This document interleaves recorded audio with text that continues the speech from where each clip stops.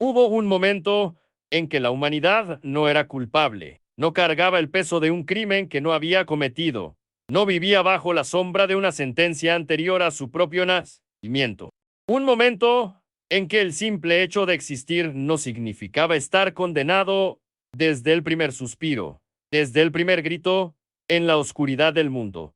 Pero ese momento fue borrado, fue enterrado bajo siglos de doctrina, bajo capas de interpretación, transformaron la vida misma en una deuda imposible de saldar, en una marca indeleble que ningún acto humano podría limpiar.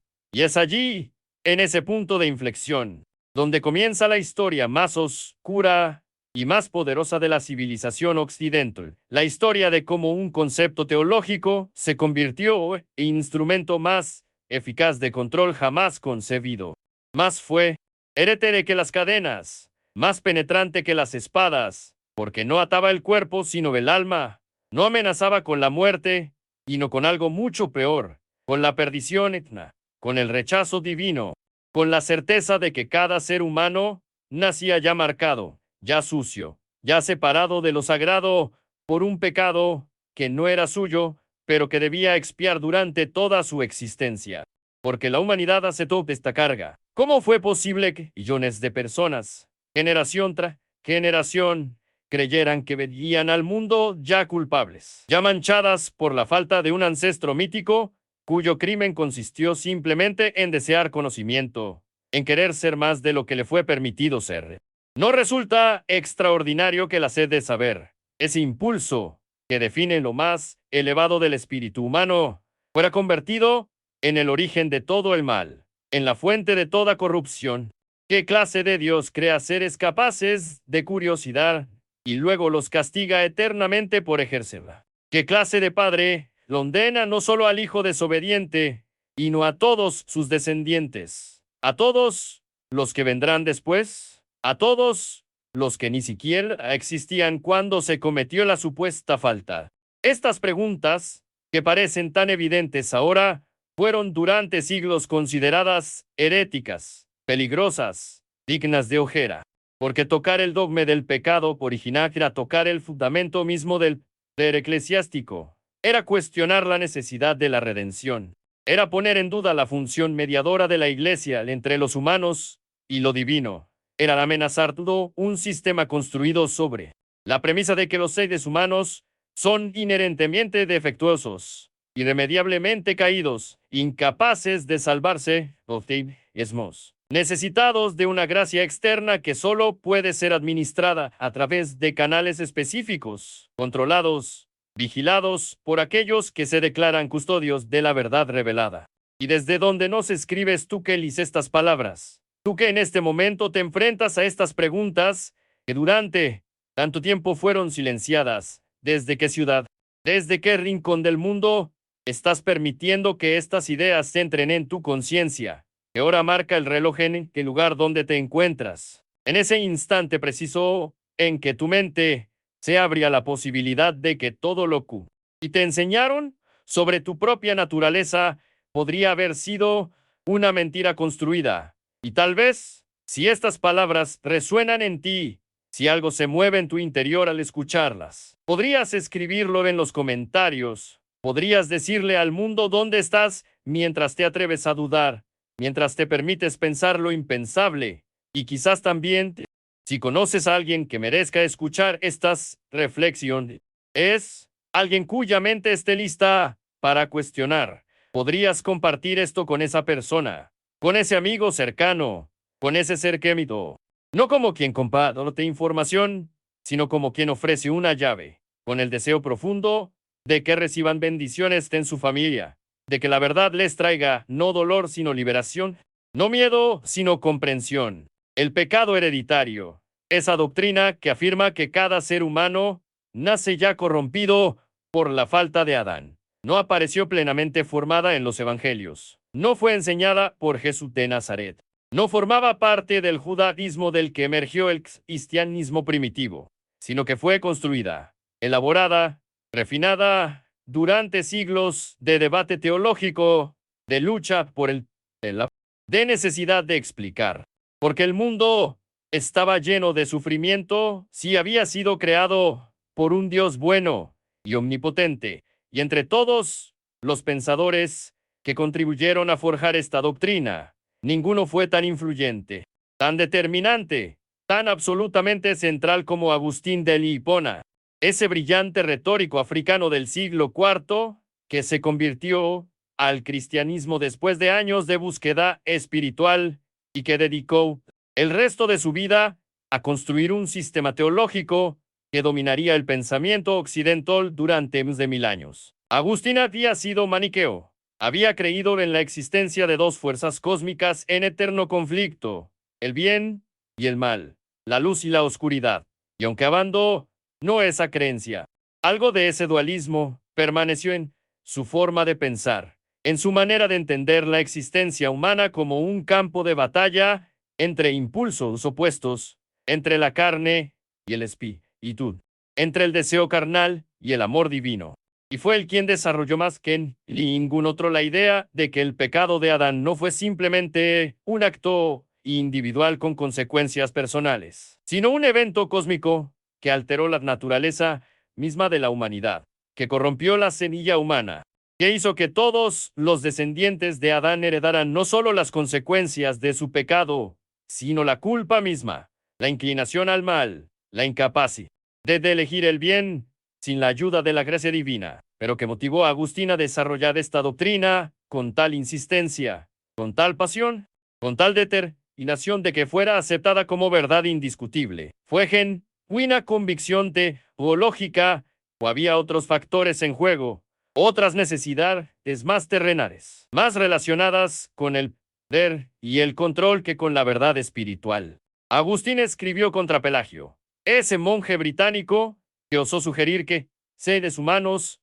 nacían neutrales, ni buenos ni malos, y que tienen la capacidad de elegir el bien con su propia voluntad, sin necesidad de una gracia especial.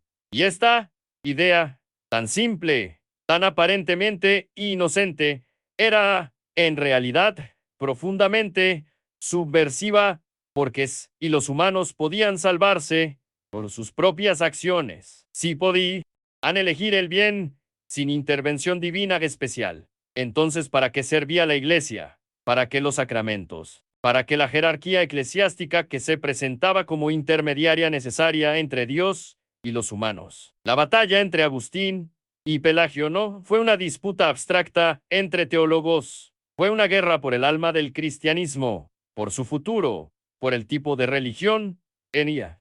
Y Agustín ganó no porque sus argumentos fueran más convincentes racionalmente, sino porque tenía el poder institucional de su lado, porque la iglesia ya estaba estableciendo su estructura jerárquica, su sistema de control, un red de obispos y patriarcas que necesitaban justificar su autoridad, y el pelagianismo, con su énfasis en la autonomía moral humana, amenazaba ese sistema en su núcleo, lo hacía innecesario, lo convertía en superfluo.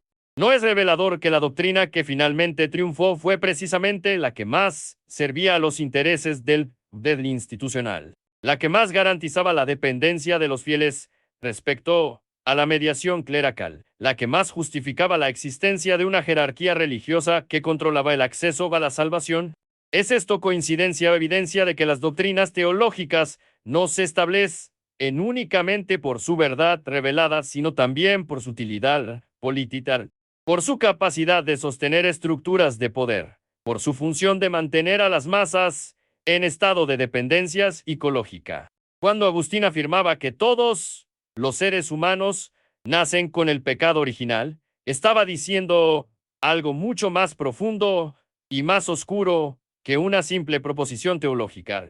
Estaba declarando que la naturaleza humana es esencialmente corrupta, que el libre albedrío ha sido tan dañado por la caída que ya no puede funcionar correctamente, que los humanos son incapaces de hacer el bien, a menos que reciban una gracia especial de Dios, y esta gracia, convenientemente, solo podía ser transmitida a través de los sacramentos de la Iglesia, administrados por sacerdotes ordenados, bajo la autoridad de obispos que derivaban su de una sucesión apostólica que se remontaba supuestamente hasta Pedro y a través de él hasta Cristo mismo.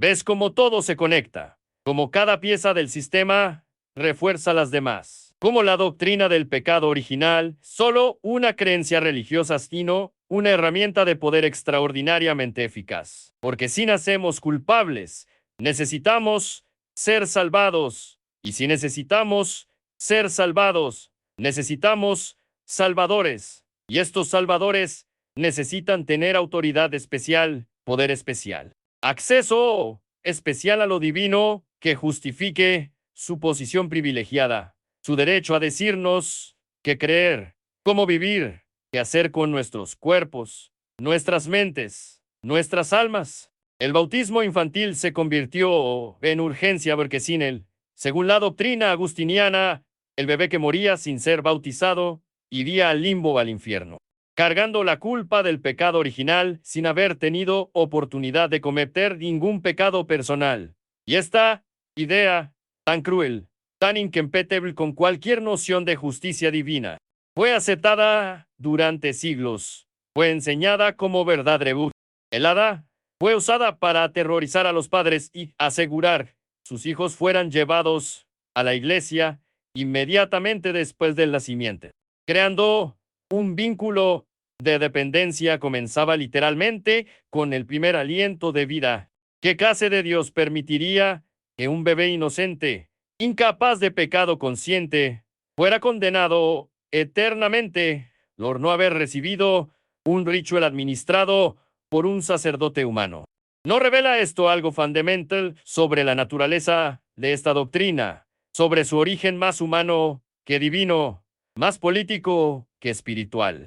¿No demuestra que estamos ante un sistema diseñado no para salvar almas, sino para controlar vidas, para asegurar que este individuo, desde el momento de su nacimiento, esté vinculado a una institución que reclama autoridad absoluta sobre su destino eterno?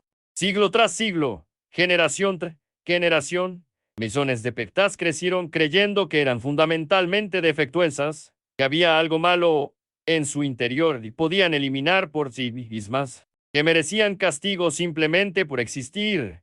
Y este sentimiento de culpa existencial, de vergüenza ontológica, permeó toda la cultura occidental, dio forma a la psicología colectiva, creó una mentalidad de auto-rechazo, de sospecha hacia los propios impulsos, de miedo a los propios deseos, porque y la naturaleza humana está corrompida. Entonces todo lo que ser naturalmente de ella debe ser sospechoso, debe ser vigilado, debe ser controlado y reprimido. La sexualidad se convirtió en el campo de batalla principal de esta guerra contra la naturaleza humana, porque, para Agustín y los teólogos que siguieron su doctrina, el pecado original se transmitía precisamente a través del acto sexual, a través del placer carnal, que acompañaba la procreación, y por lo tanto el sexo, incluso dentro del matrimonio, incluso con fines reproductivos, llevaba consigo o la mancha del pecado original. Era siempre un recordatorio de la caída, de la corrupción fundamental de la naturaleza humana. No resulta extraordinario que una de las funciones más naturales, más fundamentales para la supervivencia de la especie, fuera cargada con tanto peso de culpa, de vergüenza, de pecado. ¿No revela esto una hostilidad profunda hacia el cuerpo, hacia la materialidad, hacia todo lo que nos recuerda que somos seres físicos, mortales, temporales? ¿Y no es esta hostilidad hacia el cuerpo y el placer otra forma de control, otra manera de asegurar que individuos interiores en vigilancia, que se conviertan sus propios carceleros, que reprima sus deseos no por miedo al castigo externo, sino por convicción de que esos deseos son inherentemente pecaminosos? Durante la Edad Media, cuando la Iglesia alcanzó su máximo poder temporal, la doctrina del pecado original se convirtió en la de todo un sistema de penitencia, de confesión, de indulgencias, de rituales diseñados supuestamente para limpiar al alma de la mancha heredada y de los pecados personales, pero que en la práctica funcionaban como mecanismos de control social, de extracción de riquezas, a. de mantenimiento del orden establecido, porque un pueblo que se cree fundamentalmente corrupto, que duda de su propia bondad, que teme sus propios impulsos, es un pueblo fácil de gobernar, fácil de manipular, fácil de mantenerte. Obediencia.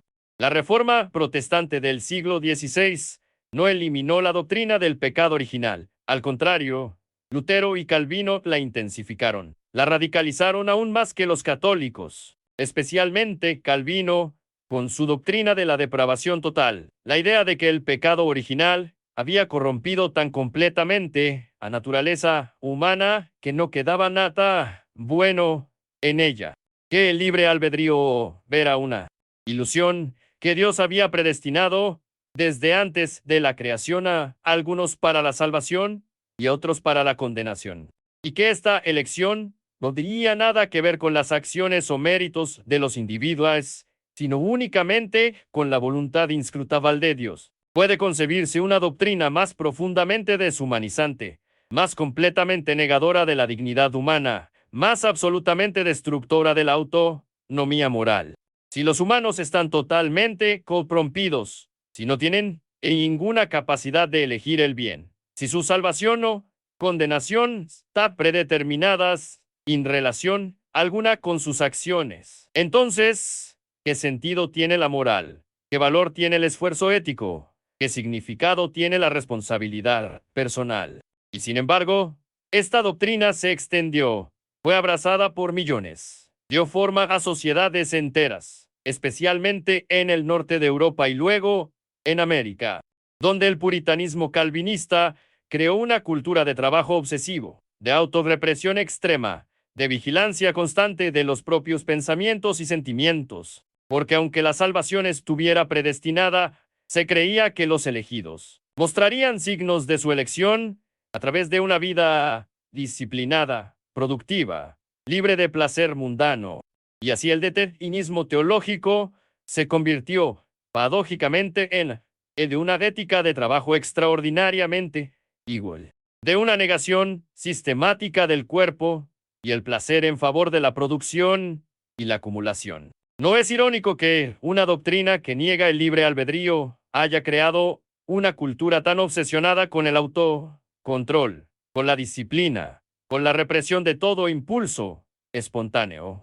¿No muestra esto como las doctrinas religiosas funcionan a menudo de maneras que contradicen su lógica aparente, como sirven a funciones sociales y económicas que tienen poco que ver con sus afirmaciones teológicas explícitas? Pero no todos aceptaron esta narrativa de culpa y corrupción. No todas las voces se sometieron al dogma del pecado original. Hubo disidentes, herejes, pensadores que se atrevieron a cuestionar, a dudar, a señalar las inconsistencias lógicas y las implicaciones morales de una doctrina que declaraba culpable a toda la humanidad por un crimen que no había cometido. Y entre estos disidentes, ninguno fue más radical, más lúcido, más peligroso para el sistema establecido que Baruch Spinoza, el filósofo judío de Ámsterdam, que en el siglo XVII se atrevió a aplicar la razón sin concesiones a las escrituras sagradas, a los dogmas heredados, a las doctrinas que durante siglos habían sido consideradas intocables. Spinoza no era cristiano, había sido criado en la comunidad sefardí de Ámsterdam, descendiente de judíos que habían huido de la Inquisición española y portuguesa.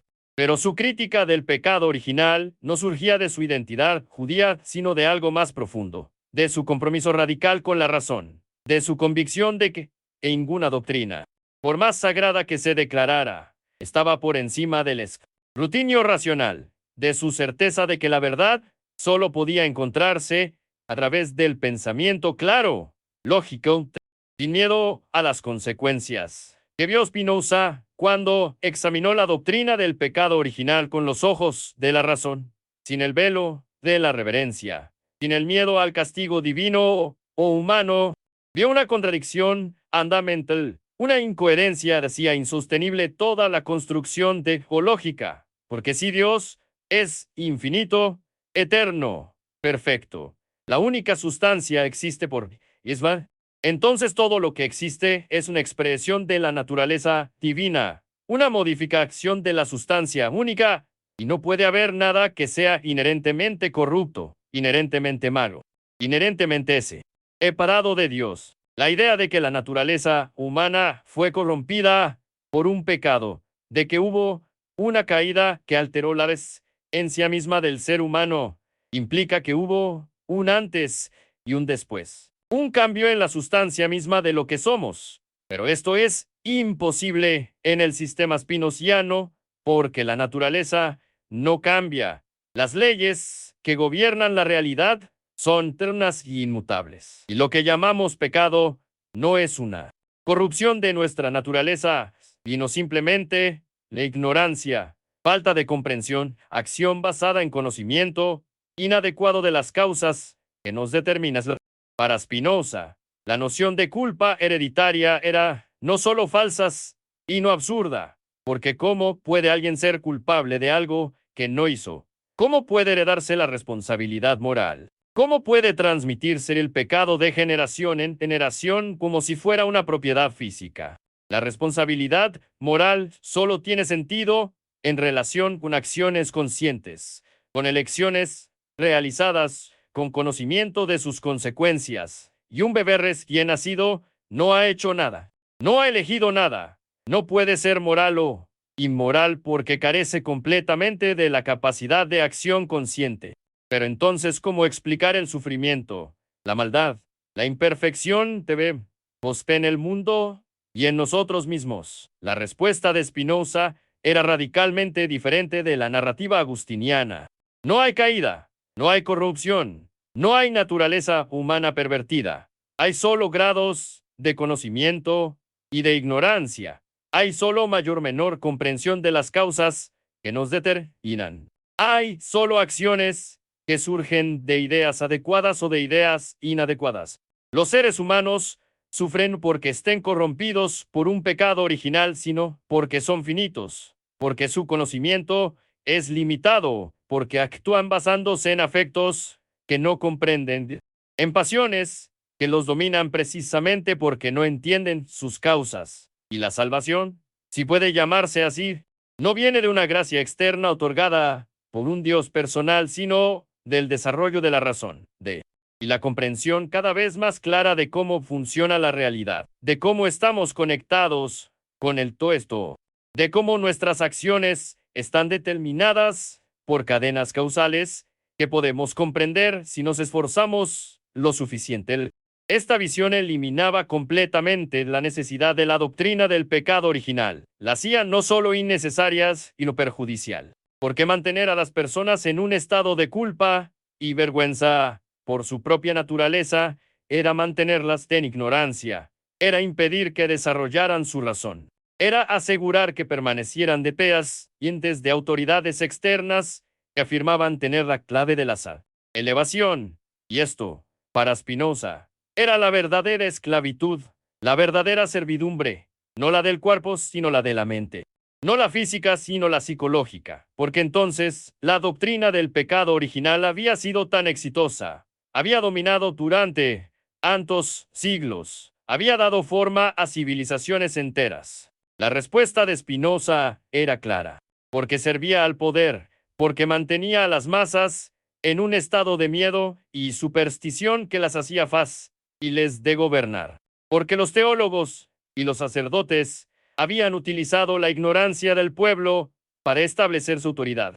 Habían convertido la religión en instrumento de dominación en lugar de un camino hacia la libertad y la comprensión. En su tratado teológico político, Spinoza argumentaba que la superstición surge el miedo del desconocimiento de las causas naturales, de la tendencia humana a proyectar intenciones y propósitos en los eventos naturales, y que los manipuladores religiosos habían explotado este miedo sistemáticamente.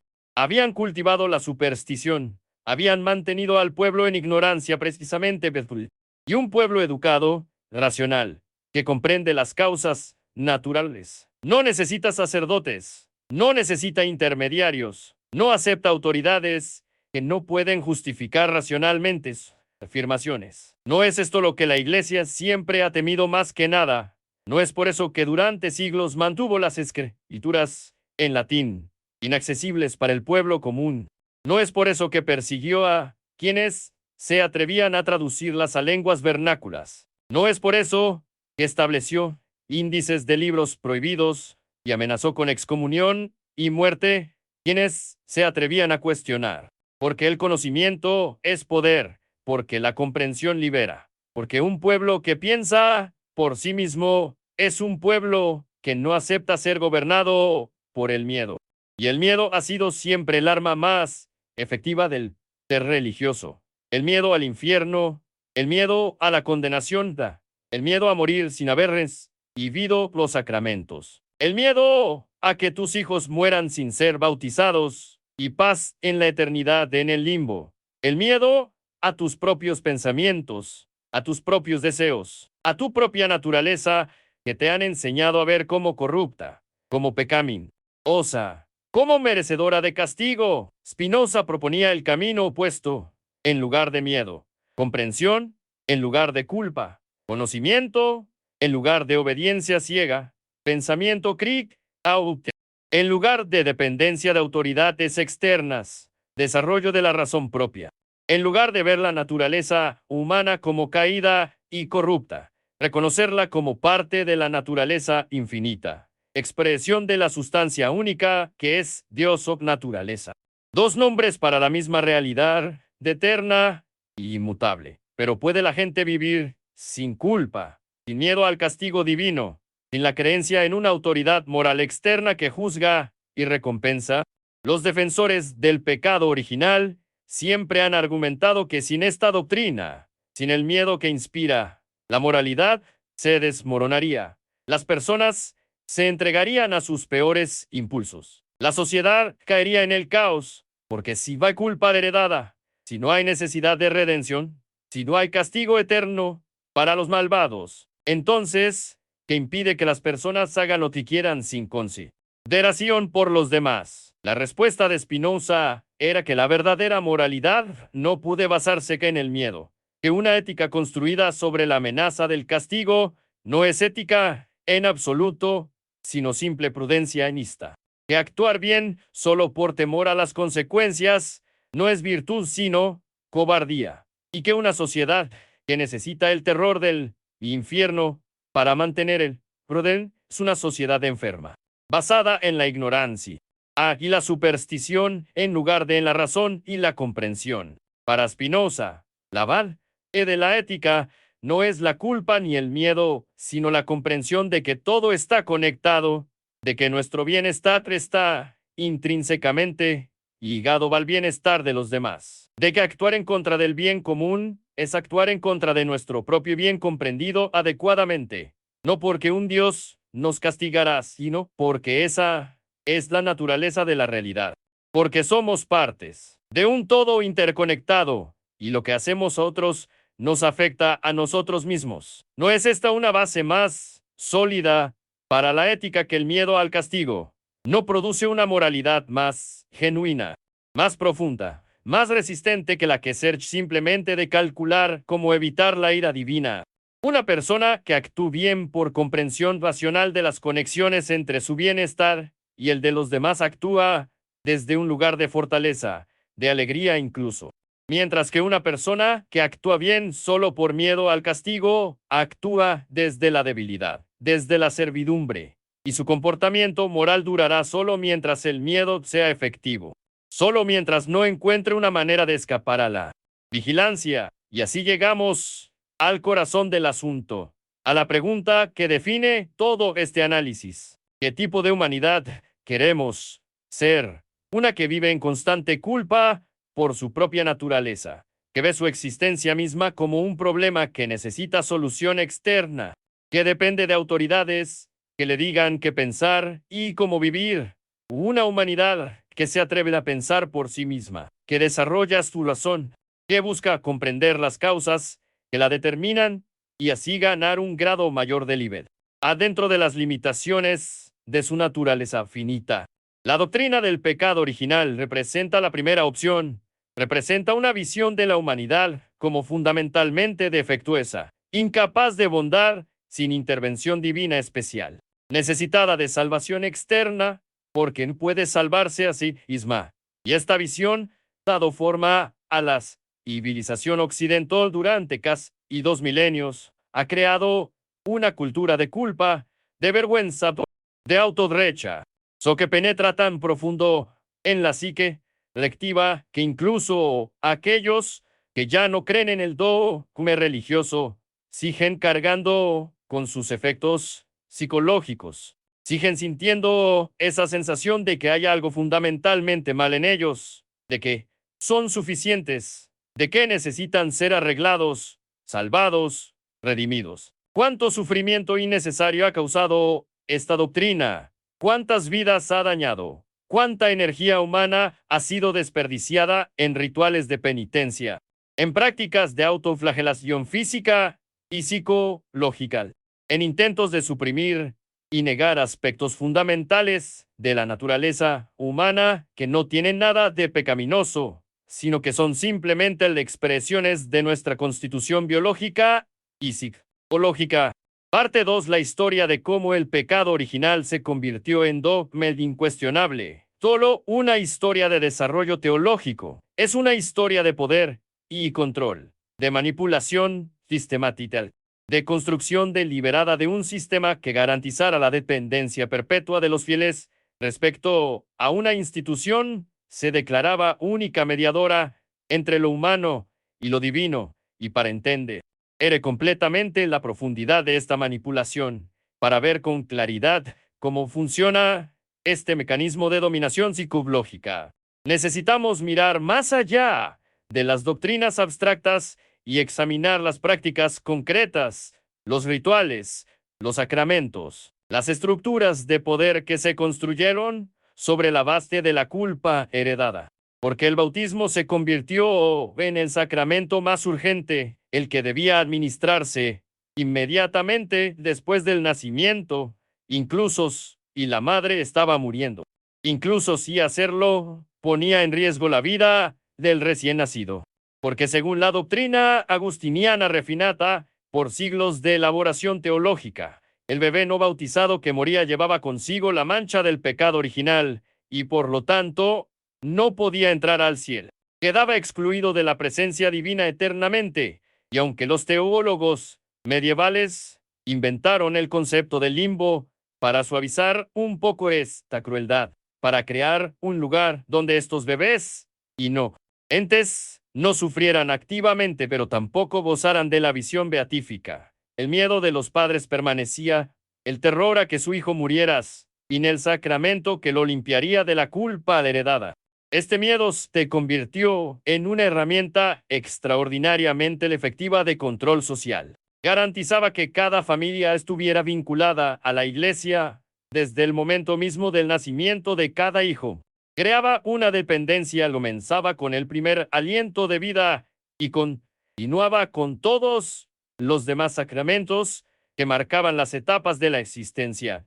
Confirmación en la adolescencia, matrimonio cuando llegaba el momento de formar una nueva familia, confesión y comunión regularmente durante toda la vida, extrema unción en el momento de la muerte. Cada uno de estos rituales reforzando el mensaje de que en la mediación eclesiástica no había salvación, de que la iglesia era absolutamente necesaria para la vida eterna. ¿Qué habría pasado si la doctrina del pecado original nunca se hubiera establecido? Si el cristianismo hubiera tejido la línea pelagiana de creer que los humanos nacen moralmente neutros y pueden elegir el bien o el mal por su propia voluntad, la respuesta es clara. La iglesia nunca habría alcanzado el nivel de poder que obtuvo.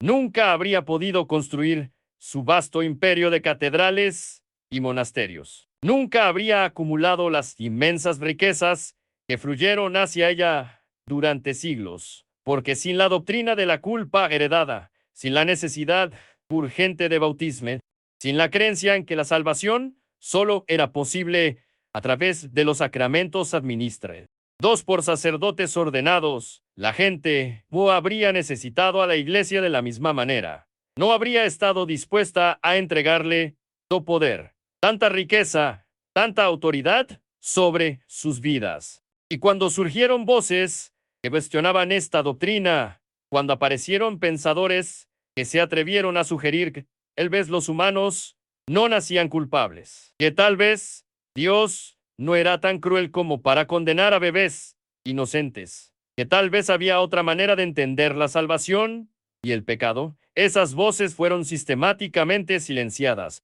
perseguidas, eliminadas, porque representaban una amenaza existencial para todo el sistema de poder construido sobre la base de la culpa heredada. Pelagio fue declarado hereje, sus escritos fueron quemados, sus seguidores fueron perseguidos, y durante siglos su nombre fue sinónimo de error peligroso, de desviación doctrinal, debía ser erradicada sin piedad, no porque sus argumentos fueran débiles o sus ideas absurdas, sino porque sí se aceptaban. Sí se permitía que la gente creyera que podía ser moralmente buena sin necesitar la gracia especial administrada por la Iglesia. Entonces todo el edificio de poder eclesiástico se vendría abajo. Toda la justificación para la existencia de una jerarquía clerical se evaporaría. Toda la razón de ser de la mediación sacramental desaparecería. La Inquisición, esa institución creada supuestamente para proteger la pureza de la fe, funcionaba en realidad como un sistema de vigilancia ideológica diseñado para eliminar cualquier pensamiento que amenazara el orden establecido, cualquier idea que cuestionara las doctrinas que sostenían el poder de la Iglesia.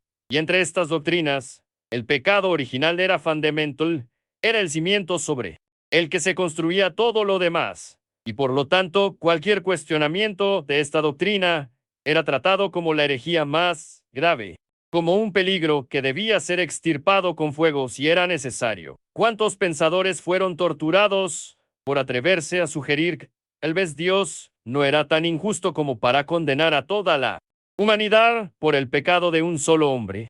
¿Cuántos murieron en hogueras por proponer que tal vez los humanos tenían mayor capacidad moral de la que les atribuía la doctrina oficial? ¿Cuántos libros fueron quemados? ¿Cuántas ideas fueron enterradas? ¿Cuánto conocimiento fue destruido en el esfuerzo de mantener intacta una doctrina que servía ante todo para sostener un sistema de poder?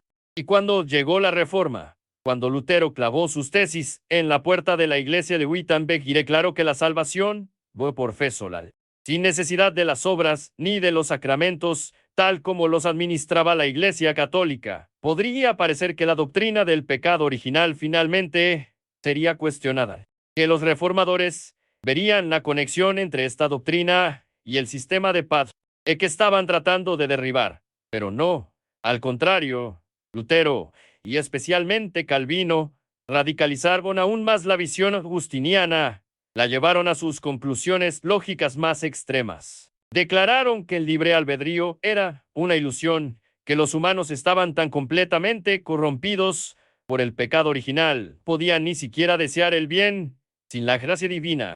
Porque los reformadores, que tanto lucharon contra el poder papal, que tanto denunciaron la corrupción de la Iglesia Católica, no vieron que la doctrina del pecado original era parte integral del sistema de dominación que estaban combatiendo.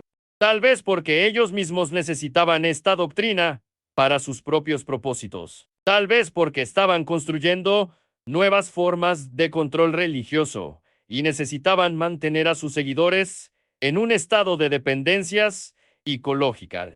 Tal vez porque la idea de que los humanos pudieran ser moralmente autónomos, capaces de bondad sin intervención divina especial, era demasiado amenazante incluso para los reformadores, demasiado subversiva para el orden social. Ellos también querían mantener. Calvino llevó la lógica del pecado original hasta su conclusión más aterradora. La doctrina de la doble predestinación, la idea de que Dios había decidido desde antes de la creación del mundo quiénes se salvarían y quiénes se condenarían. Y que esta decisión no tenía nada que ver con las acciones, los méritos o la fe de los individuos, sino únicamente con la voluntad soberana de Dios, y así la doctrina del pecado original, que ya había convertido a todos los humanos en culpa. Desde el nacimiento, ahora los convertía también impotentes, en meros espectadores de su propio destino, en seres cuyo valor eterno estaba determinado por un decreto divino inmutable que no podían conocer ni influenciar. Puede imaginarse una doctrina más profundamente deshumanizante, más completamente destructora de la dignidad y la autonomía humana. Si estamos totalmente corrompidos y además nuestra salvación, condenación, está predeterminada, entonces, ¿qué sentido tiene la vida moral? ¿Qué valor tiene el esfuerzo? ¿Qué significado tiene la responsabilidad?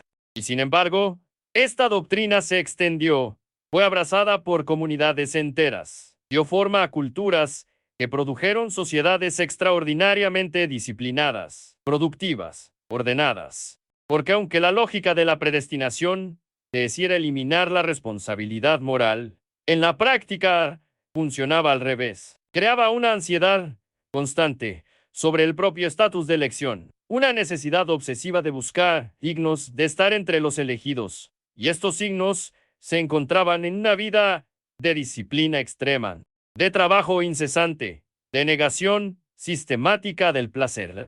El capitalismo moderno, como argumentó Max Weber en su análisis de la ética protestante, tiene raíces profundas en esta doctrina calvinista, porque es, y no puedes saber si estás entre los elegidos, pero crees que los elegidos mostrarán signos de bendición divina a través del éxito mundano, entonces trabajarás incesantemente. Acumularás riqueza no para disfrutarla, sino como evidencia de tu elección. Negarás el placer y el descanso porque podrían ser signos de reprobación. Y así la doctrina religiosa más aparentemente antimundana se convierte en el fundamento psicológico del sistema económico más materialista jamás creado. ¿Ves cómo las doctrinas religiosas nunca funcionan de la manera que sus defensores afirman? Como siempre tienen consecuencias no intencionales, como sirven a propósitos que van mucho más allá de sus afirmaciones teológicas explícitas. El pecado original es simplemente una creencia sobre los orígenes de la humanidad. Es una herramienta de modelados psicológico. Es un mecanismo para crear cierto tipo de personas, cierto tipo de sujetos que internalizan la vigilancia, que se convierten en sus propios carceleros, que no necesitan ser forzados externamente porque han incorporado las restricciones en su propia psique. Y aquí, en este punto, Spinoza emerge nuevamente como la voz de la razón radical, como el pensador que se atreve a decirlo, que nadie más se atreve a pronunciar, que todo este edificio de culpa y salvación, construcción humana, que no tiene nada que ver con la naturaleza de Dios ni con la esencia de la realidad, que es un sistema diseñado para mantener el poder de unos pocos sobre las mentes y los cuerpos de muchos, que la verdadera libertad comienza cuando nos liberamos de esta narrativa de corrupción y redención y comenzamos a comprender que somos partes de la naturaleza infinita, expresiones de la sustancia única, ni caídos ni elevados, sino simplemente lo que somos, determinados por causas naturales que podemos comprender y así ganar un grado mayor de autonomías. Cuando Spinoza escribió su Ética, cuando construyó ese sistema geométrico que parte de definiciones y axiomas para derivar proposiciones sobre la naturaleza de Dios,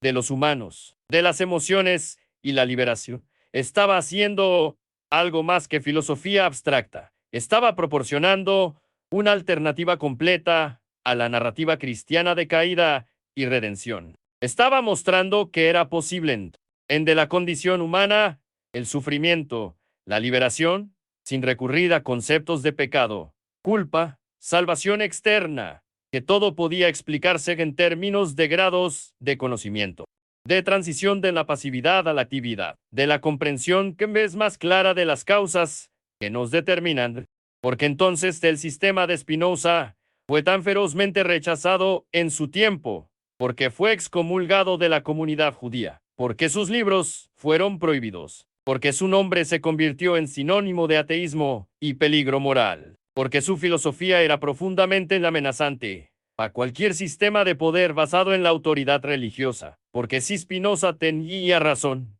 si Dios y naturaleza eran lo mismo, si todo estaba determinado por leyes naturales necesarias, si no había pecado ni culpa heredadas, y no solo ignorancia y conocimiento, entonces toda la estructura de mediación religiosa se volvía innecesaria. Toda la jerarquía de sacerdotes y rabinos perdía su razón de ser. Toda la idea de revelación especial, solo algunos podían interpretar, se desmoronaba.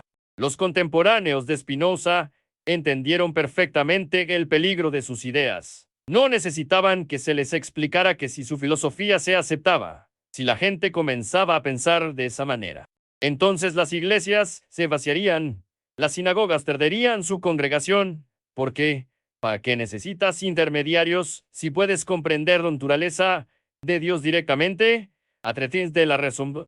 ¿Para qué necesitas sacramentos si no hay pecado original que necesite ser limpiado? ¿Para qué necesitas sacerdotes si no hay revelación especial que requiera interpretación autorizada?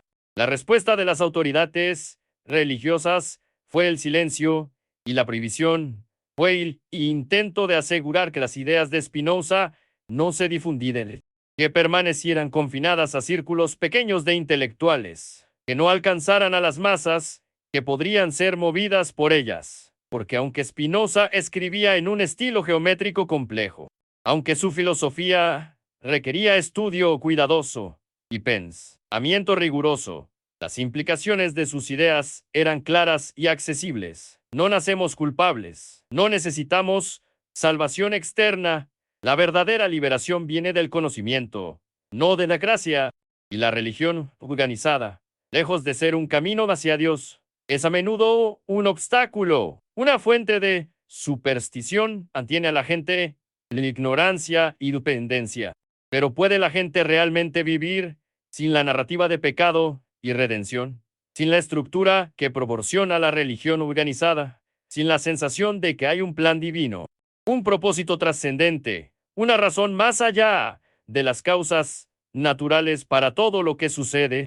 Esta es la pregunta que los defensores de la religión siempre plantean. El argumento de que sin estas estructuras la vida perdería significado, de que la gente caería en desesperación y lista, de que la sociedad se ha de desintegrar y a por qué no hay base suficiente para la moralidad fuera de la religión revelada.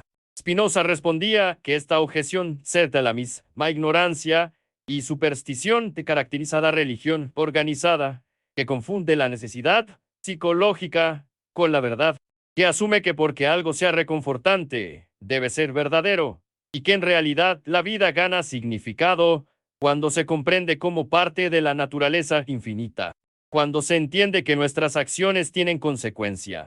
Ese reales que se propagan a través de las redes de causalidad natural, que la ética no necesita fundamento sobrenatural, sino que ser del entendimiento de cómo estamos conectados con todo lo demás, de cómo nuestro bienestar depende del bienestar del todo. La diferencia fundamental entre la ética spinoziana y la moralidad religiosa es que la primera se basa en la comprensión, mientras que la segunda se basa en la obediencia.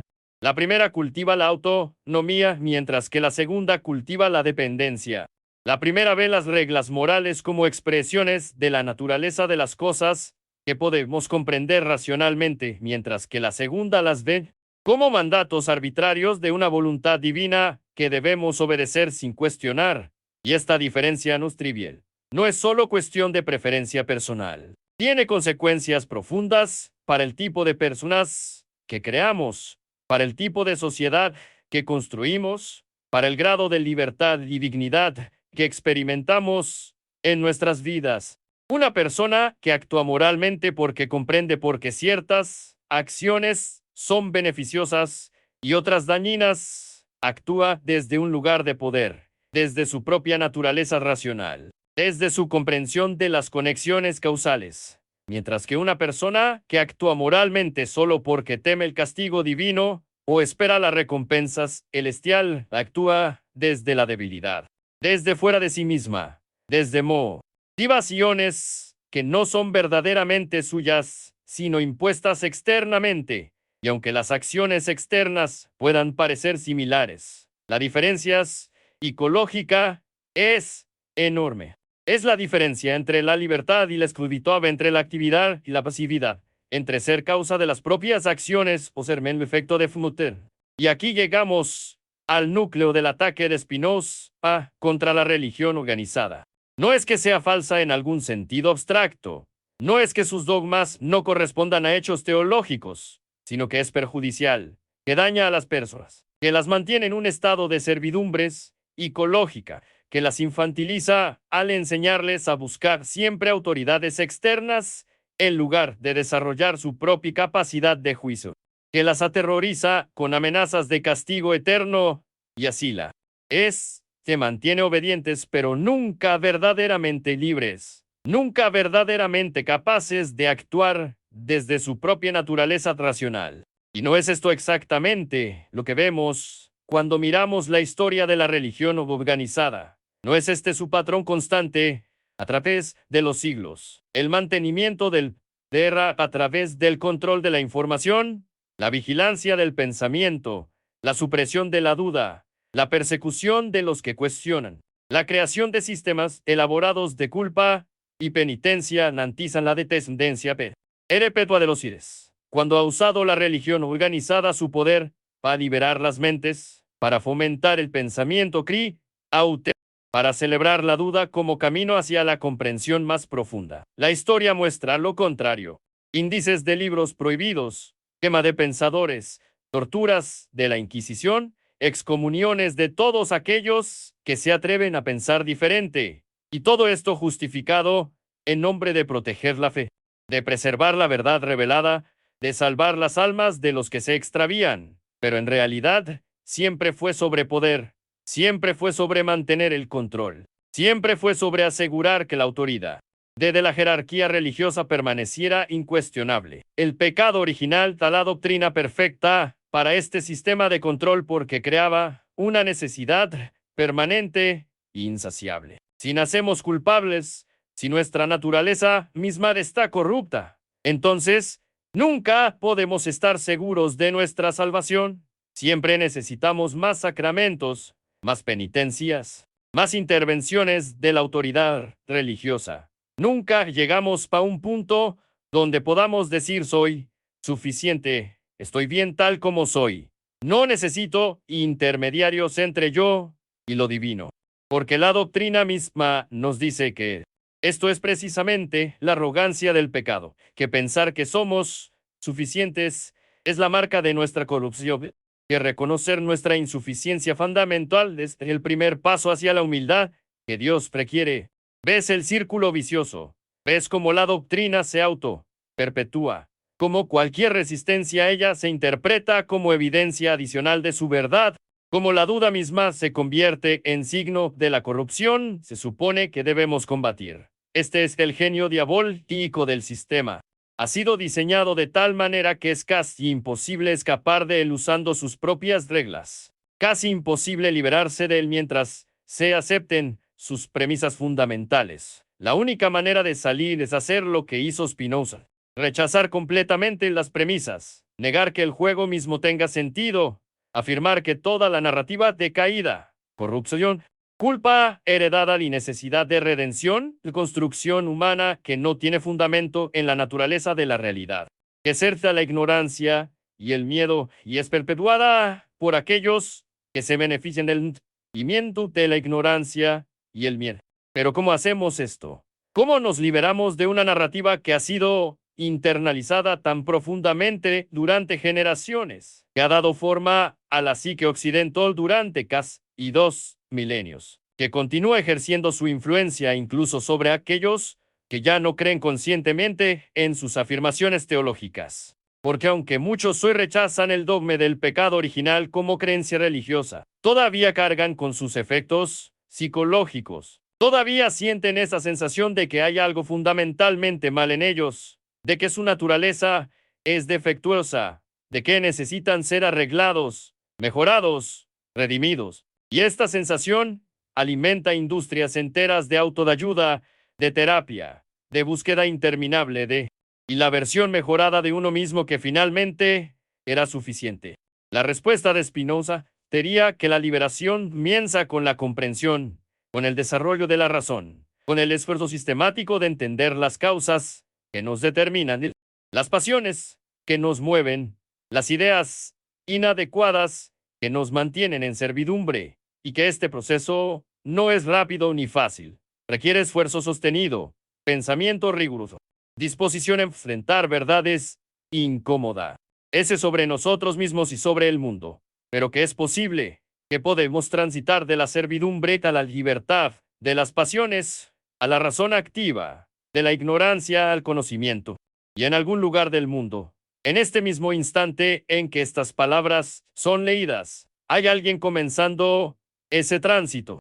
Hay alguien que de repente ve con claridad que la narrativa de culpa y corrupción no tiene que definirlo, que puede elegir comprender en lugar de obedecer, que puede desarrollar su razón en lugar de entregar su autonomía a autoridades externas. Y tal vez sea tú, tal vez en este momento, mientras lees estas palabras, algo se está moviendo en tu interior, algo está cuestionando las historias que te contaron sobre quién eres y qué vales. Y si es así, si estas ideas están resonando en ti de una manera que te hace querer explorar más, quizás te gustaría decirle al mundo desde dónde nos lis, desde qué ciudad, desde qué país, qué hora marca tu reloj en este momento de apertura. Y tal vez también, si conoces a alguien que merezca ser parte de esta conversación, alguien cuya mente esté lista para estas preguntas, podrías compartir esto con esa persona, con ese amigo, con ese familiar, no para convencerlo, sino para ofrecerle una puerta, con el deseo sincero de que estas reflexiones traigan bendiciones a su vida y a su familia.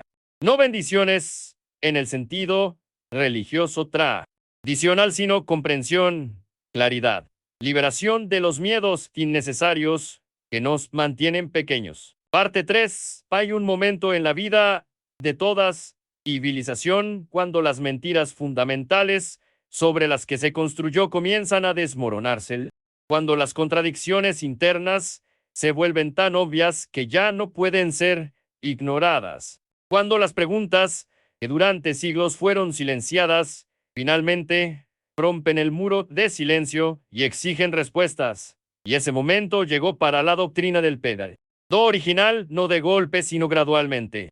A través siglos de posicionamiento que comenzó con los primeros humanistas del Renacimiento, que redescubrieron los textos clásicos y se preguntaron si tal vez los antiguos griegos y romanos, que no conocían nada del pecado original, habían entendido la naturaleza humana mejor que los teólogos cristianos. Cuando los estudiosos renacentistas leyeron a Aristóteles, a Platón, a los estoicos, encontraron visiones de la naturaleza humana que no la veían como corrupta ni caída, sino como capaz de virtud a través del desarrollo de la razón, a través de la práctica de la filosofía, a través del cultivo de hábitos excelentes. Y aunque muchos de estos estudiosos eran cristianos devotos que trataron de conciliar estas visiones clásicas con la doctrina cristiana, el simple hecho de que estuvieran leyendo y discutiendo estas alternativas, había una grieta en el monopolio ideológico que la Iglesia había mantenido durante siglos. Porque la Iglesia tuvo tanto miedo del Renacimiento, porque la reaparición de los textos clásicos fue vista como amenaza, porque el humanismo fue tratado con sospecha y a veces con hostilidad abierta. Porque estos textos y estas ideas mostraban que era posible pensar sobre la ética, sobre la virtud, sobre el significado de la vida buena, sin referencia a la caída, al pecado original, a la necesidad de redención. Y esto era profundamente subversivo para un sistema que había basado todo su poder en la afirmación de que en sus doctrinas y sus sacramentos no había posibilidad de vida moral auténtica. Luego vino la revolución científica, que aunque no atacó directamente la doctrina del pecado original, socavó la cosmovisión en la que esta doctrina tenía sentido. Porque cuando Copérnico movió la Tierra del centro del universo, cuando Galileo mostró que los cielos no eran inmutables, sino sujetos a las mismas leyes que gobiernan los fenómenos terrestres, cuando Newton demostró que todo el cosmos opera según leyes matemáticas que podemos descubrir y comprender. La idea de que hubo una caída cósmica que alteró la naturaleza misma, la historia de cómo el pecado original se convirtió en dogma incuestionable. Solo una historia de desarrollo teológico. Es una historia de poder y control, de manipulación sistemática, de construcción deliberada de un sistema que garantizara la dependencia perpetua de los fieles respecto a una institución se declaraba única mediadora entre lo humano y lo divino, y para entender completamente en profundidad de esta manipulación, para ver con claridad cómo funciona este mecanismo de dominación psicológica, necesitamos mirar más allá de las doctrinas abstractas y examinar las prácticas concretas, los rituales, los sacramentos, las estructuras de poder pues se construyeron sobre la base de la culpa heredada, porque el bautismo se convirtió en el sacramento más urgente, el que debía administrarse inmediatamente después del nacimiento. Incluso si la madre estaba muriendo, incluso y hacerlo ponía en riesgo la vida del recién nacido, porque según la doctrina agustiniana refinada por siglos de elaboración teológica, el bebé no bautizado que moría llevaba consigo la mancha del pecado original y por lo tanto no podía entrar al cielo. Quedaba excluido de la presencia divina eternamente, y aunque los teólogos medievales inventaron el concepto del limbo para suavizar un poco esta crueldad, para crear un lugar donde estos bebés y no entes no sufrieran activamente pero tampoco gozaran de la visión beatífica. El miedo de los padres permanecía, el terror a que su hijo murieras, y en el sacramento que lo limpiaría de la culpa heredada. Este miedo se convirtió en una herramienta extraordinariamente efectiva de control social. Garantizaba que cada familia estuviera vinculada a la iglesia desde el momento mismo del nacimiento de cada hijo. Creaba una dependencia, comenzaba con el primer aliento de vida y continuaba con todos los demás sacramentos que marcaban las etapas de la existencia. Confirmación en la adolescencia, matrimonio cuando llegaba el momento de formar una nueva familia, confesión y comunión regularmente durante toda la vida, extrema unción en el momento de la muerte. Cada uno de estos rituales reforzando el mensaje de que en la mediación eclesiástica no había salvación, de que la iglesia era absolutamente necesaria para la vida eterna. ¿Qué habría pasado si la doctrina del pecado original nunca se hubiera establecido? Si el cristianismo hubiera tejido la línea pelagiana de creer que los humanos nacen moralmente neutros y pueden elegir el bien o el mal por su propia voluntad. La respuesta es clara. La iglesia nunca habría alcanzado el nivel de poder que obtuvo. Nunca habría podido construir su vasto imperio de catedrales y monasterios. Nunca habría acumulado las inmensas riquezas que fluyeron hacia ella durante siglos, porque sin la doctrina de la culpa heredada, sin la necesidad urgente de bautismo, sin la creencia en que la salvación solo era posible a través de los sacramentos administrados por sacerdotes ordenados, la gente no habría necesitado a la iglesia de la misma manera. No habría estado dispuesta a entregarle todo poder, tanta riqueza, tanta autoridad sobre sus vidas. Y cuando surgieron voces que cuestionaban esta doctrina, cuando aparecieron pensadores que se atrevieron a sugerir que tal vez los humanos no nacían culpables, que tal vez Dios no era tan cruel como para condenar a bebés inocentes, que tal vez había otra manera de entender la salvación y el pecado, esas voces fueron sistemáticamente silenciadas, perseguidas, eliminadas, porque representaban una amenaza existencial para todo el sistema de poder construido sobre la base de la culpa heredada. Pelagio fue declarado hereje, sus escritos fueron quemados, sus seguidores fueron perseguidos, y durante siglos su nombre fue sinónimo de error peligroso, de desviación doctrinal, debía ser erradicada sin piedad, no porque sus argumentos fueran débiles o sus ideas absurdas, sino porque sí se aceptaban, sí se permitía que la gente creyera que podía ser moralmente buena sin necesitar la gracia especial administrada por la iglesia. entonces todo el edificio de poder eclesiástico se vendría abajo. Toda la justificación para la existencia de una jerarquía clerical se evaporaría. Toda la razón de ser de la mediación sacramental desaparecería. La Inquisición, esa institución creada supuestamente para proteger la pureza de la fe, funcionaba en realidad como un sistema de vigilancia ideológica diseñado para eliminar cualquier pensamiento que amenazara el orden establecido, cualquier idea que cuestionara las doctrinas que sostenían el poder de la Iglesia. Y entre estas doctrinas, el pecado original era fundamental, era el cimiento sobre el que se construía todo lo demás, y por lo tanto cualquier cuestionamiento de esta doctrina era tratado como la herejía más grave, como un peligro que debía ser extirpado con fuego si era necesario. ¿Cuántos pensadores fueron torturados por atreverse a sugerir que tal vez Dios no era tan injusto como para condenar a toda la humanidad por el pecado de un solo hombre? ¿Cuántos murieron en hogueras por proponer que tal vez los humanos tenían mayor capacidad moral de la que les atribuía la doctrina oficial? ¿Cuántos libros fueron quemados? ¿Cuántas ideas fueron enterradas? ¿Cuánto conocimiento fue destruido en el esfuerzo de mantener intacta una doctrina que servía ante todo para sostener un sistema de poder? Y cuando llegó la Reforma, cuando Lutero clavó sus tesis en la puerta de la iglesia de Wittenberg y declaró que la salvación fue por fe sola, sin necesidad de las obras ni de los sacramentos, tal como los administraba la Iglesia Católica, podría parecer que la doctrina del pecado original finalmente sería cuestionada, que los reformadores verían la conexión entre esta doctrina y el sistema de paz que estaban tratando de derribar. Pero no, al contrario, Lutero, y especialmente Calvino, radicalizaron aún más la visión agustiniana, la llevaron a sus conclusiones lógicas más extremas. Declararon que el libre albedrío era una ilusión, que los humanos estaban tan completamente corrompidos por el pecado original, podían ni siquiera desear el bien sin la gracia divina.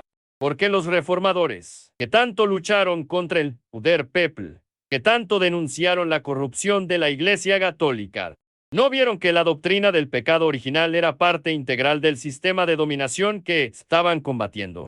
Tal vez porque ellos mismos necesitaban esta doctrina para sus propios propósitos. Tal vez porque estaban construyendo nuevas formas de control religioso y necesitaban mantener a sus seguidores en un estado de dependencias ecológica.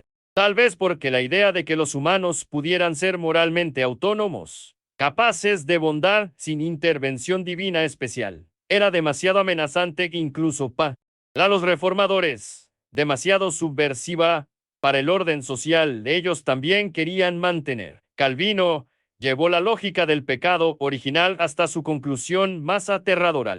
La doctrina de la doble predestinación, la idea de que Dios había decidido desde antes de la creación del mundo quiénes se salvarían y quiénes se condenarían, y que esta decisión no tenía nada que ver con las acciones, los méritos o la fe de los individuos, sino únicamente con la voluntad soberana de Dios, y así la doctrina del pecado original, que ya había convertido a todos los humanos en culpa, desde el nacimiento, ahora los convertía también impotentes en meros espectadores de su propio destino, en seres cuyo valor eterno estaba determinado por un decreto divino inmutable que no podían conocer ni influenciar. Puede imaginarse una doctrina más profundamente deshumanizante, más completamente destructora de la dignidad y la autonomía humana.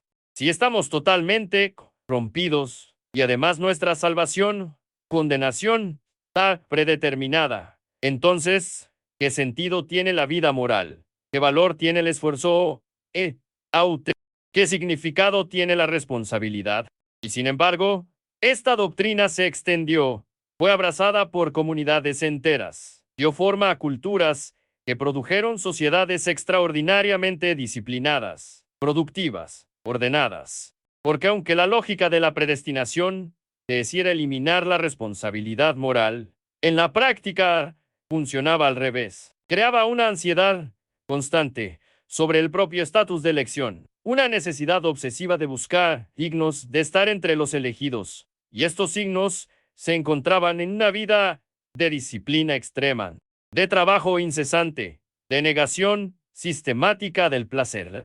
El capitalismo moderno, como argumentó Max Weber en su análisis de la ética protestante, tiene raíces profundas en esta doctrina calvinista, porque es, y no puedes saber si estás entre los elegidos, pero crees que los elegidos mostrarán signos de bendición divina a través del éxito mundano, entonces trabajarás incesantemente.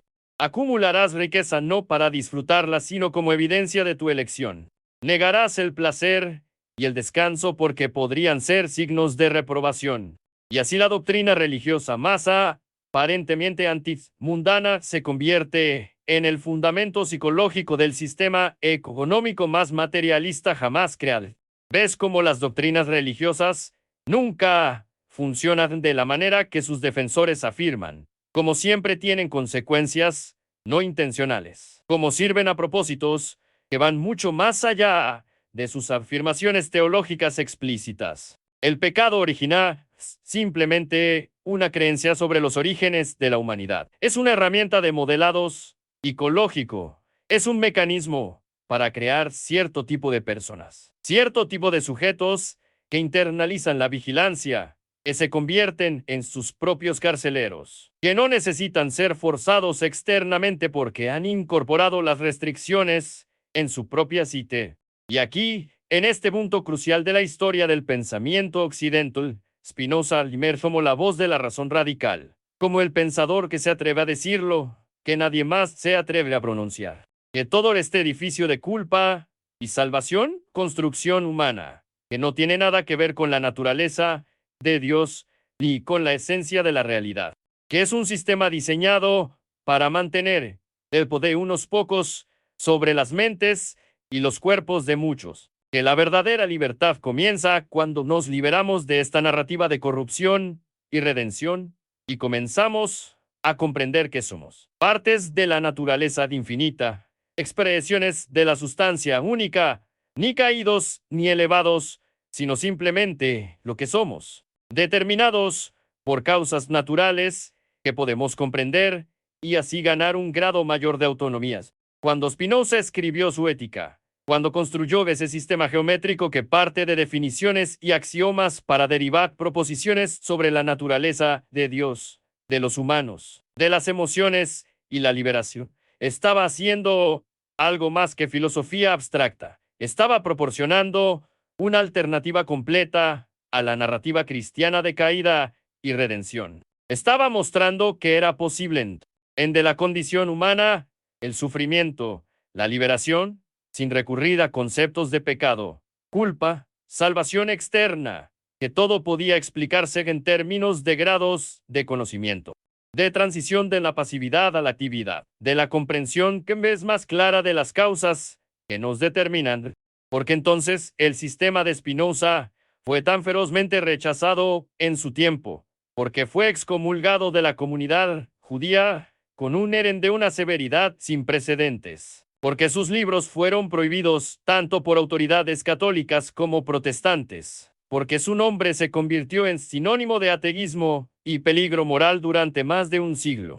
porque su filosofía era profundamente amenazante a cualquier sistema de poder basado en la autoridad religiosa, porque si Spinoza tenía razón, si Dios y naturaleza eran lo mismo, si todo estaba determinado por leyes naturales necesarias, si no había pecado ni culpa heredadas y no solo ignorancia y conocimiento, entonces toda la estructura de mediación religiosa se volvía innecesaria. Toda la jerarquía de sacerdotes y rabinos perdía su razón de ser. Toda la idea de revelación especial, solo algunos podían interpretar, se desmoronaba. Los contemporáneos de Spinoza entendieron perfectamente el peligro de sus ideas. No necesitaban que se les explicara que si su filosofía se aceptaba, si la gente comenzaba a pensar de esa manera, entonces las iglesias se vaciarían, las sinagogas perderían su congregación, porque ¿para qué necesitas intermediarios si puedes comprender la naturaleza de Dios directamente a través de la razón? ¿Para qué necesitas sacramentos si no hay pecado original que necesite ser limpiado? ¿Para qué necesitas sacerdotes si no hay revelación especial que requiera interpretación autorizada. La respuesta de las autoridades religiosas fue el silencio y la prohibición fue el intento de asegurar que las ideas de Spinoza no se difundieran, que permanecieran confinadas a círculos pequeños de intelectuales, que no alcanzaran a las masas, que podrían ser movidas por ellas. Porque aunque Spinoza escribía en un estilo geométrico complejo, aunque su filosofía requería estudio cuidadoso y pensamiento riguroso, las implicaciones de sus ideas eran claras y accesibles. No nacemos culpables, no necesitamos salvación externa. La verdadera liberación viene del conocimiento, no de la gracia, y la religión organizada, lejos de ser un camino hacia Dios, es a menudo un obstáculo, una fuente de superstición. Mantiene a la gente en la ignorancia y dependencia. Pero ¿puede la gente realmente vivir sin la narrativa de pecado y redención?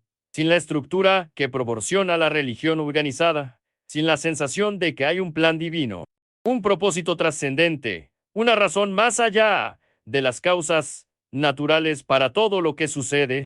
Esta es la pregunta que los defensores de la religión siempre plantean. El argumento de que sin estas estructuras la vida perdería significado, de que la gente caería en desesperación y lista, de que la sociedad se ha de desintegrar y a por qué no hay base suficiente para la moralidad fuera de la religión revelada.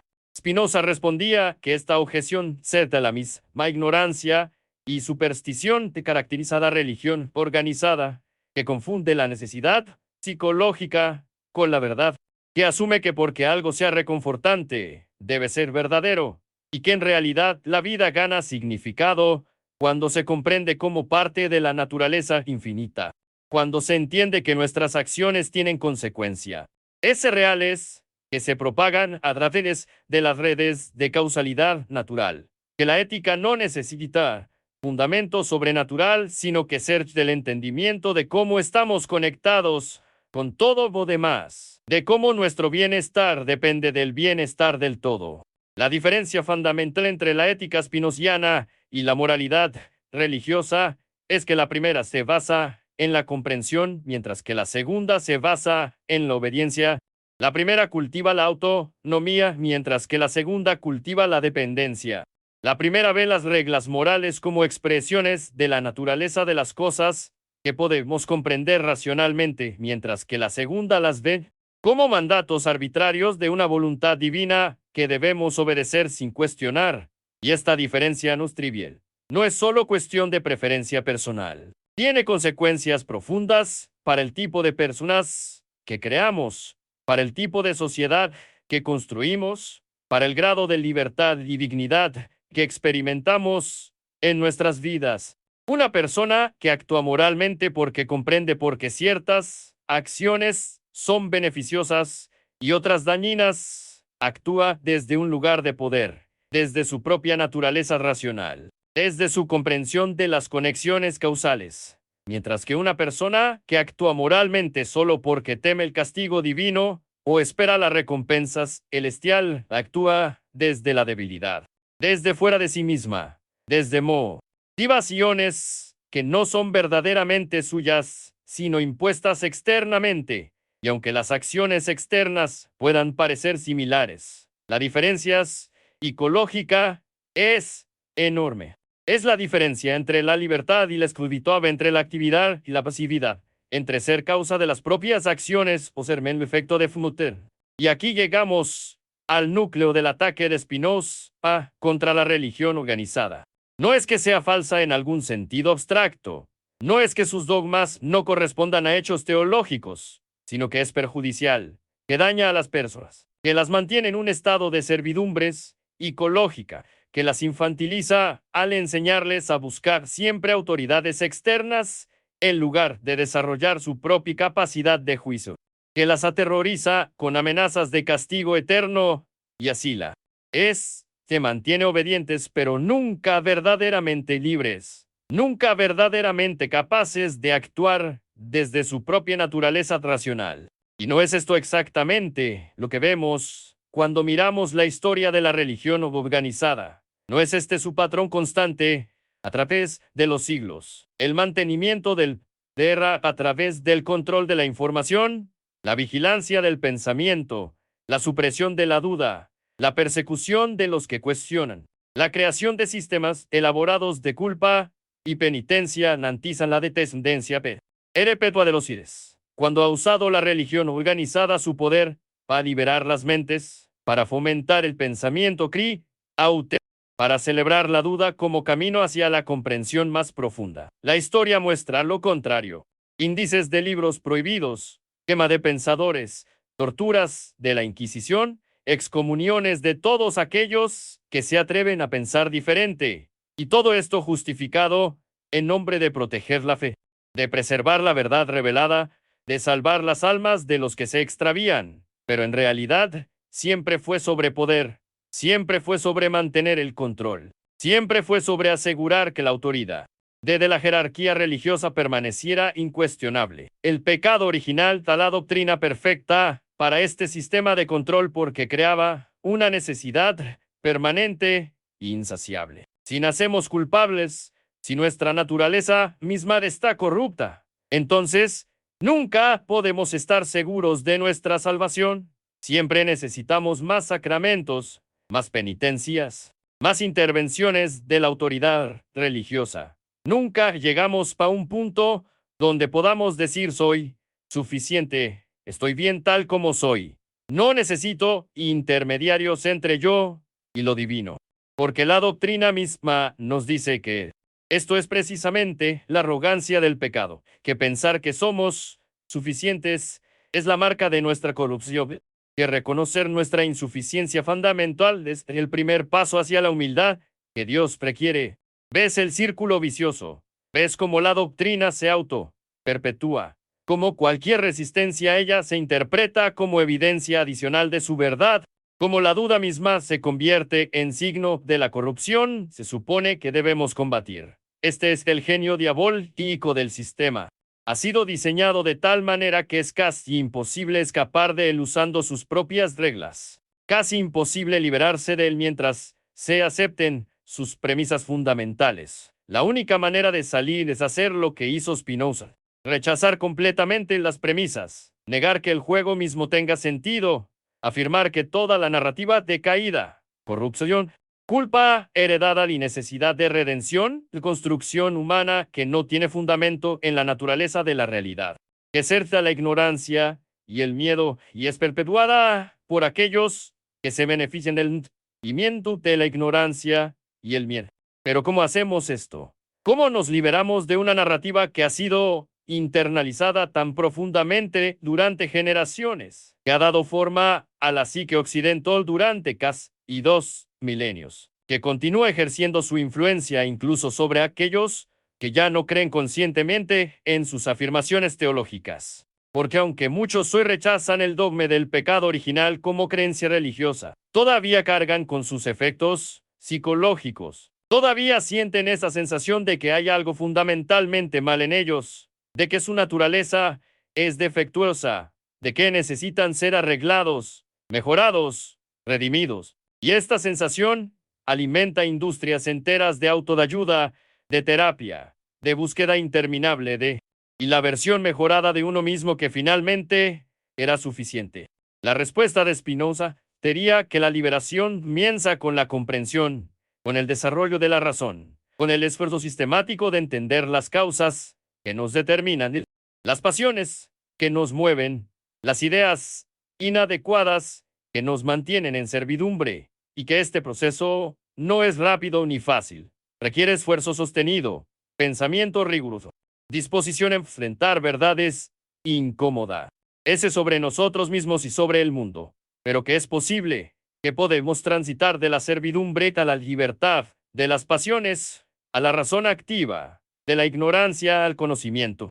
El Tratado Teológico Político de Spinoza fue publicado anónimamente en 1670 y desde el momento de su aparición causó escándalo en toda Europa.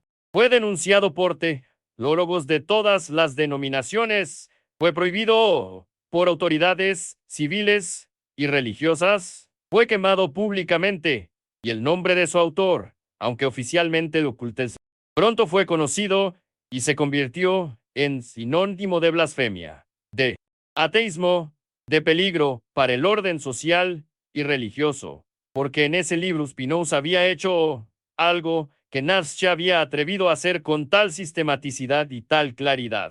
Había aplicado el método crítico de análisis textual a las escrituras sagradas. Las había tratado como textos humanos, sujetos a las mismas reglas de interpretación que cualquier otro documento histórico. Había mostrado las contradicciones internas, los anacronismos, las evidencias de que habían sido compuestas en épocas y circunstancias diferentes de las que la tradición afirmaba. Pero ¿por qué este enfoque crítico de las escrituras era tan amenazante? ¿Por qué causaba tal pánico entre las autoridades religiosas? Porque si las escrituras no eran la palabra literal de Dios transmitida directamente de autores inspirados que simplemente transcribían lo que Dios les dictaba, sino textos humanos compuestos en contextos históricos específicos por autores con agendas específicas, entonces toda la estructura de autoridad basada en la revelación se tambaleaba. Porque ¿quién tiene autoridad para interpretar correctamente estos textos? ¿Quién puede afirmar que su lectura es la única verdadera?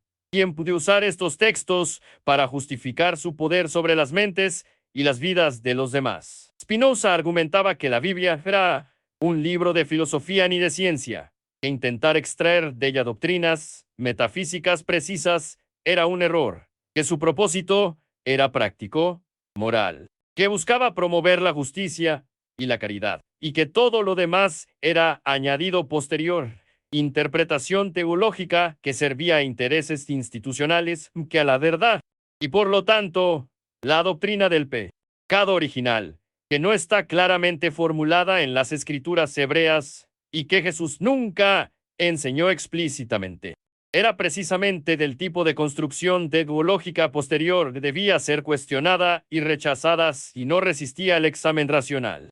La narración del Génesis sobre Adán y Eva comiendo del árbol del conocimiento del bien y el mal, argumentaba Spinoza, era una parábola, una historia alegórica sobre los orígenes de la condición humana, sobre la transición de un estado de inocencia animal a un estado de conciencia moral. Pero no era un relato histórico de un evento que alteró metafísicamente la naturaleza humana y convertir esta parábola en la de una doctrina sobre la corrupción heredada de toda la humanidad. Era malinterpretar fundamentalmente el texto. Era imponer sobre él una lectura que servía a propósitos institucionales más que a la comprensión genuina. ¿Y acaso Jesús mismo no enseñó una visión del reino de Dios muy diferente de la que desarrolló la teología agustiniana? No habló de convertirse como niños para entrar al reino. No trató a los niños como modelos de pureza en lugar de como portadores de culpa heredada. No enseñó que Dios es un Padre amoroso que buscará a los perdidos en lugar de un juez severo que condena a generaciones por el pecado. O de uno, ¿cómo se reconcilia la doctrina del pecado original con las parábolas del hijo pródigo, de la oveja perdida, de la moneda perdida, donde Dios aparece como el que busca y celebra el retorno, no como el que mantiene registro de culpas heredadas? La verdad es que la doctrina del pecado original tiene más en común con ciertas corrientes del pensamiento gnóstico y maniqueo que con las enseñanzas de Jesús. Tiene más afinidad con visiones dualistas que ven el mundo material y el cuerpo como inherentemente malos, que con la tradición judía que celebraba la creación como buena, que veía la vida física como bendición, que no tenía concepto de pecado heredado transmitido de generación en generación. Agustín, con su pasado maniqueo, importó al cristianismo elementos de ese dualismo que nunca estuvieron en las enseñanzas originales. Creó una síntesis que incorporaba la hostilidad gnóstica hacia el cuerpo y el mundo material dentro de un marco nominalmente cristiano. Y esta síntesis se volvió dominante, no porque fuera verdadera, sino porque servía a los intereses del poder institucional emergente, porque proporcionaba la justificación ideológica para un sistema de mediación sacramental convertía a la Iglesia indispensable. Y durante siglos, esta doctrina funcionó perfectamente tras sus propósitos. Mantuvo a las masas en un estado de dependencias ecológica. Generó flujos constantes de ingresos a través de los sacramentos y las indulgencias. Proporcionó la base ideológica para la autoridad clerical, pero también creó sufrimiento incalculable. Generó sentimientos de culpa y vergüenza que dañaron innumerables vidas. Estableció una relación enfermiza con el cuerpo y la sexualidad que todavía marca nuestra cultura. Creó una visión de la naturaleza humana tan negativa, tan desconfiada, tan llena de auto-rechazo que nos cuesta siglos comenzar a liberarnos de sus efectos, y que ofrece Spinoza en lugar de esta narrativa de caída y redención. ¿Qué visión alternativa propone para entender la condición humana y el camino hacia la libertad? Una visión radicalmente diferente, basada no en la culpa, sino en la comprensión, no en la obediencia, sino en el conocimiento, no en la dependencia de autoridades externas, sino en el desarrollo de la razón propia. Para Spinoza, los seres humanos no están caídos y corrompidos, simplemente son finitos, son modos de la sustancia infinita, expresiones limitadas de la naturaleza eterna, y como tales están sujetos a las leyes naturales que gobiernan todo lo que existe. No pueden escapar de la determinación causal.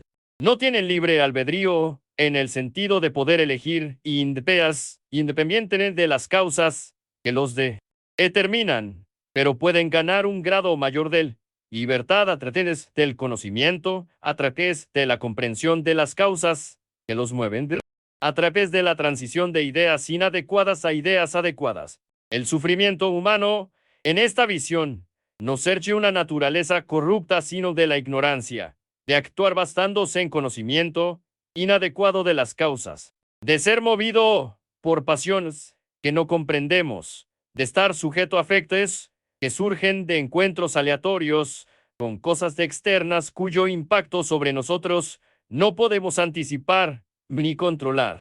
Y la liberación consiste en desarrollar un conocimiento cada vez más adecuado de cómo funcionamos, de cómo estamos conectados con todo lo demás, de cómo las mismas leyes que gobiernan el universo nos gobiernan a nosotros. Esta no es una liberación que viene de fuera. No es gracia otorgada por un Dios personal, elige salvar a algunos y condenar a otros. Es un proceso que cada individuo puede emprender usando su propia razón, su propia capacidad de pensamiento claro, su propia disposición, militar de verdad sin ilusiones reconfortantes. Y aunque este proceso es difícil, aunque requiere esfuerzo sostenido y valentía intelectual, está disponible para todos. No depende de pertenecer a una iglesia específica, de recibir sacramentos administrados por sacerdotes autorizados, de aceptar dogmas que contradicen la razón. ¿No es esta una visión mucho más digna de la humanidad?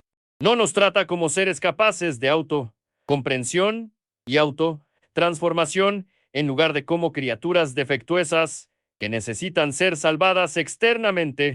¿No es más esperanzador pensar que podemos desarrollar nuestra razón y así liberarnos que creer que nacemos irremediablemente rompidos y solo podemos ser salvados por gracia arbitraria?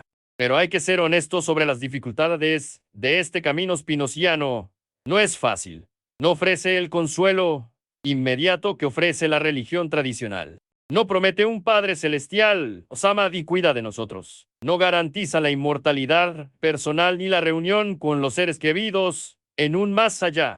No proporciona rituales reconfortantes que marquen las transiciones de la vida. No ofrece y una comunidad de creyentes que comparten las mismas certezas. Lo que ofrece Spinoza es algo diferente.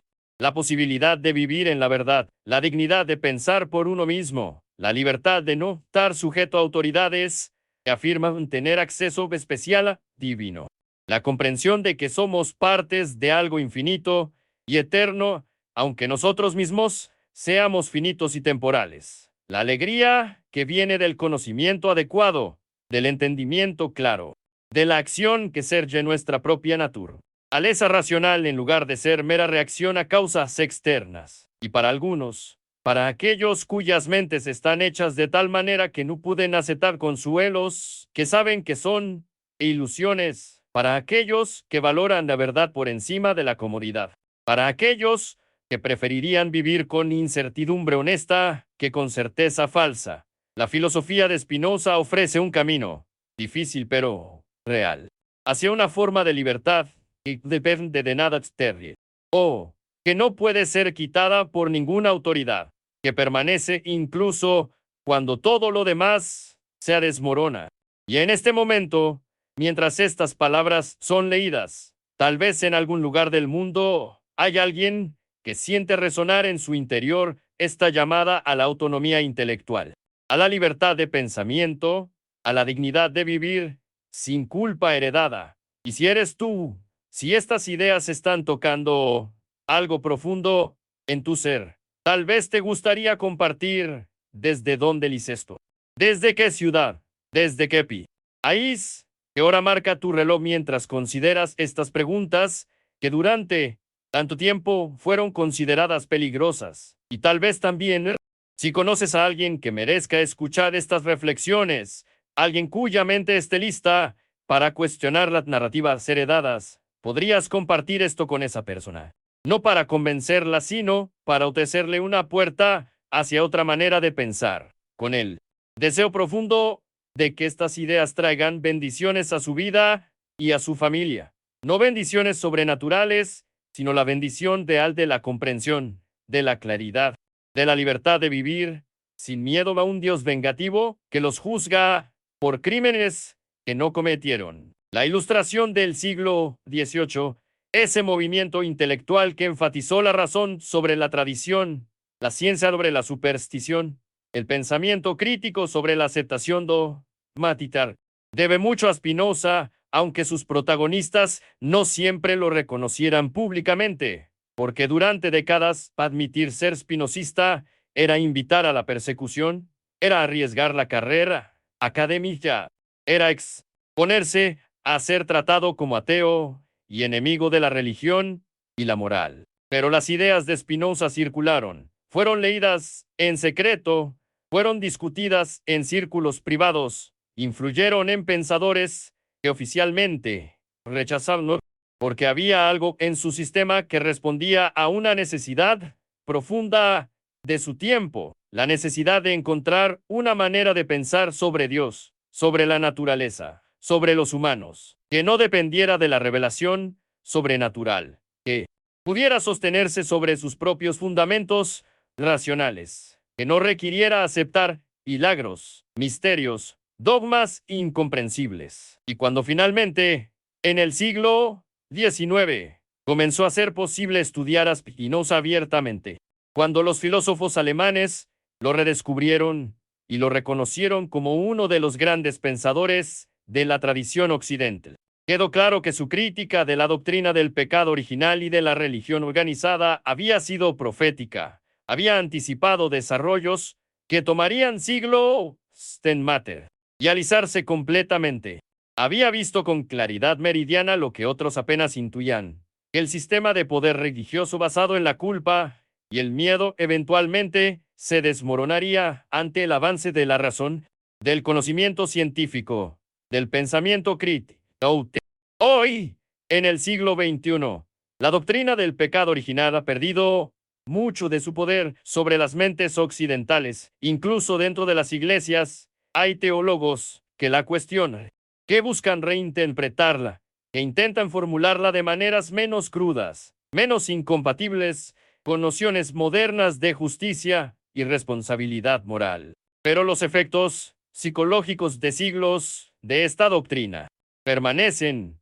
La sensación de que hay algo fundamentalmente mal con la naturaleza humana, de que no somos suficientes tal como somos, de que necesitamos ser mejorados, arreglados, redimidos. Esta sensación persiste incluso en aquellos que rechazan completamente las creencias religiosas tradicionales. Y quizás la pregunta más importante Para nosotros hoy, si la doctrina del pecado original es verdadera en algún sentido teológico, sino qué tipo de humanidad queremos construir, qué narrativa sobre nosotros mismos queremos abrazar. Si queremos continuar viéndonos como fundamentalmente entre efectuosos, o si puede atrevernos a aceptar la visión spinociana de que somos expresiones finitas tergen, nuinas de la naturaleza infinita, ni caídos, ni elevados, sino simplemente lo que somos, capaces de mayor o menor comprensión, de mayor o menor libertad, dependiendo del esfuerzo que pongamos en desarrollar nuestra razón y entender las causas que nos determinan. Esta es una elección que cada generación debe hacer. Es una decisión sobre el tipo de cultura que queremos crear, sobre cómo queremos educar a nuestros hijos, sobre qué valores queremos transmitir. Y la doctrina del pecado original, aunque esté en retirada, todavía ejerce influencia suficiente como para merecer ser confrontada, cuestionada, rechazada si encontramos que no resiste el examen racional, que daña más de lo que ayuda, que sirve a intereses de poder más que a la verdad. Spinoza nos mostró el camino hace más de 3 siglos. Nos demostró que era posible pensar de manera radicalmente diferente sobre estas cuestiones fundamentales, que no teníamos que aceptar las narrativas heredadas solo porque habían sido repetidas durante generaciones, que podíamos usar nuestra razón para examinar, cuestionar, rechazar lo que no resiste el escrutinio crítico, y aunque pagó un precio alto por su valentía intelectual, aunque vivió marginado, excomulgado, perseguido, dejó un legado que eventualmente transformó el pensamiento occidental, que abrió posibilidades que antes parecían impensables, que demostró que la libertad de pensamiento, aunque difícil y a veces solitaria, es posible y vale la pena.